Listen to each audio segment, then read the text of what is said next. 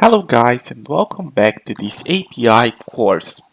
In this lecture we are going to take a look at how exactly we can make requests to different public APIs using the tool Postman. So first of all you need to download Postman on your current local machine. And to do that you can hop into your web browser, enter the Postman name, and then just click on the download Postman sublink of the first link. Then you will be redirected to this page where we can download it. This executable can be also downloaded for macOS or Linux, so it does not matter what OS you are currently using because it will work for you however. Now you can see that the executable was downloaded. We can go ahead and open it. And you can see that it goes straight to installing it. Now it will open it up. And as you can see, just like that, you have the tool on your local machine. You can create an account, but I am just going to skip and go straight to the app. And here you have an workspace already opened up, but to make things easier for you to understand, in this right part you can add a new tab where you create a request, and as you can see this is much more oriented on creating requests to servers and getting their responses back than the curl instruction from the CMD actually was. So you can now go ahead and enter the URL of the last tutorial here, as I will do in just a moment. And what we are going to do here is enter this request, and we are going to use the HTTP verb of get, as we want to retrieve resources from this specific endpoint.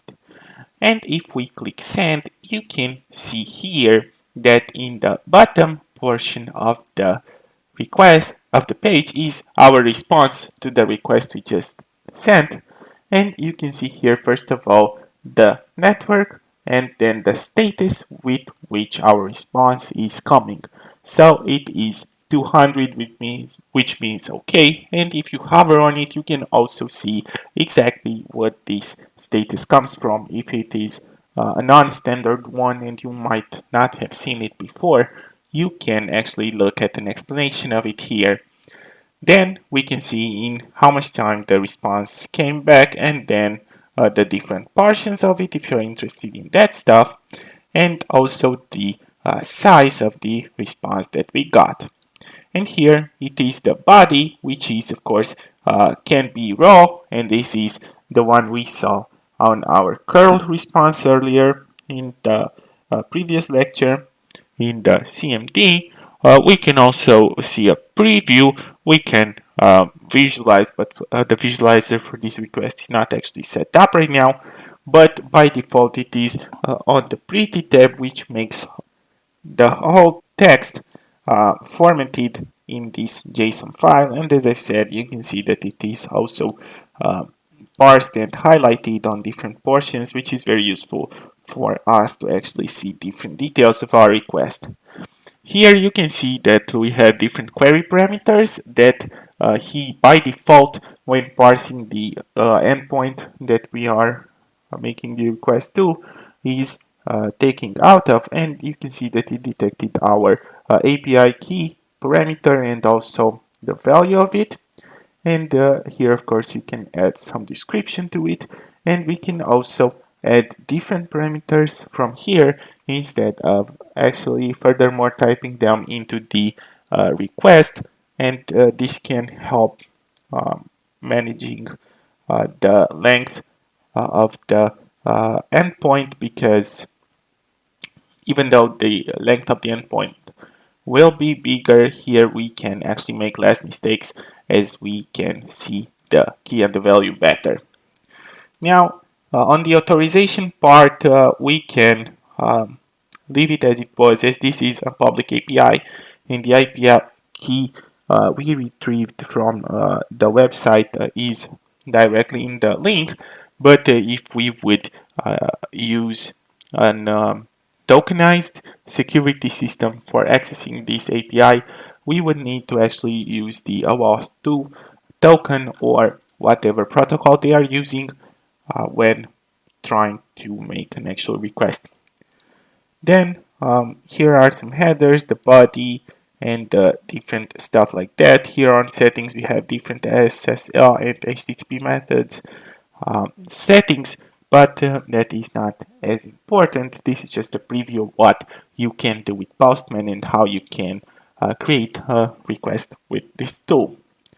You can also create another request furthermore and also save this one, and if you create an account, all these requests will be saved for you just in case you need to go back on them and review them, or maybe actually copy them into your current application that you are working on.